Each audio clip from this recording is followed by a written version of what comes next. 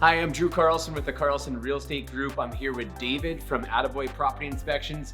Just wanted to give you a little bit of a breakdown of what to inspect when you're having an inspection done. So I'll let David talk a little bit about that. My name is David Tiefenbach, owner of Attaboy Property Inspections. I've been a plumber, HVAC, gas fitter for the last 26 years. I believe every home has a story to tell, and it's my job to relate that story to the client. Most inspectors out there now today do show up early to have the exterior completed. It's basically to save time. Once the client and the realtor show up, we work our way into the home. This is where I'll explain exactly how the inspection is going to work. And I ask the client basically just through routine if there's any questions, thoughts, or concerns they may have before I begin. Get those questions answered, and I typically just get started in the kitchen, start testing all the appliances, taking pictures of all the model and serial numbers that we send to recall check. And I basically work my way through the main floor, work my way up, work my way down, and into the attic last. And then after, we meet back in the kitchen and start the walkthrough. How long would somebody expect to have an inspection done? Is it depending on the square footage or the style of property? Yes, definitely depends on the square footage, the age of the property, but typically, an hour and a half to 2 hours is a typical length for an inspection on a normal residential home. When we do have, you can always request to have a couple inspectors for, to save some time. Usually takes about an hour. And then after the inspection is complete, after the summary is complete, you can inspect that inspection report basically before we drive away. Now I know some of my properties that I have wood burning fireplaces. So is that a separate inspection that would be done? It's not included in the regular inspection? It's not included, but you can request to have it done that day while we're there.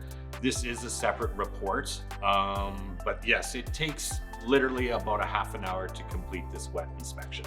Okay, and then that's just finding the dimensions, make sure that everything is compliant to be able to use a wood burning fireplace. Correct. Perfect. Now another thing is that I come across quite often is acreages, and a lot of people that are maybe moving from the city to an acreage, they don't really know what to inspect. There's obviously different items with an acreage that are involved with inspection. Do you maybe come across the septic, outbuildings, who does the water test? Our acreage inspections include a full package. So basically we take care of the inspection of the home, any outbuildings, and the inspection includes the septic system, the well or cistern pressure system, and we also provide a sewer scope from the home to the septic tank. So Dave, I know as for myself, I live in a beautiful neighborhood in St. Albert with big mature trees, the big canopy. That's one of the selling features of why I wanted to live there, but there's also concerns that go along with that. Can you touch on those? Yeah, this is an extra that you can add on to the inspection, an extra cost.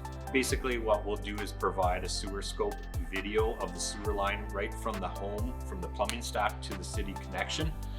And what this does, it shows basically a bird's eye view of the condition of the sewer line and what material it's made from. This brings a lot of peace of mind knowing that we have a good sewer line that's in good condition, and it also adds with the sewer scope extra months onto your warranty package for the sewer line. Perfect. And a lot of times when I'm going in basements that are exposed, I'm looking at the foundation, sometimes I see vertical cracks, sometimes I see horizontal cracks. Is there a difference between horizontal and vertical, and what's more concerning?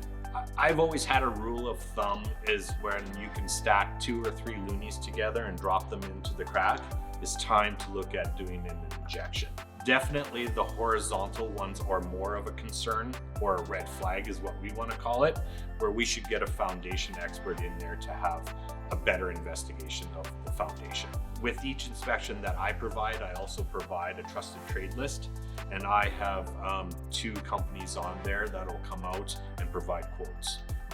Yeah.